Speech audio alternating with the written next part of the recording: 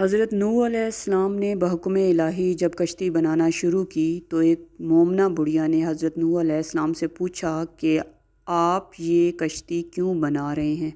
آپ نے فرمایا، بڑی بھی ایک بہت بڑا پانی کا طوفان آنے والا ہے جس میں سب کافر ہلاک ہو جائیں گے اور مومن اس کشتی کے ذریعے بچ جائیں گے۔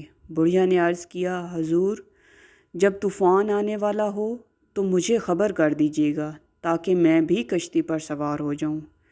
بڑھیا کی جھونپڑی شہر سے باہر کچھ فاصلے پر تھی۔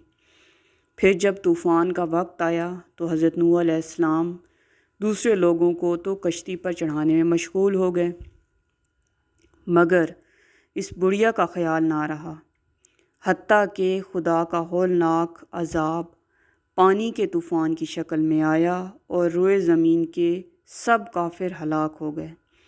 اور جب یہ عذاب تھم گیا اور پانی اتر گیا اور کشتی والے کشتی سے اترے تو وہ بڑھیا حضرت نوح علیہ السلام کے پاس حاضر ہوئی اور کہنے لگی، حضرت وہ پانی کا طوفان کب آئے گا؟ میں ہر روز اس انتظار میں ہوں کہ آپ کب کشتی میں سوار ہونے کے لیے فرماتے ہیں۔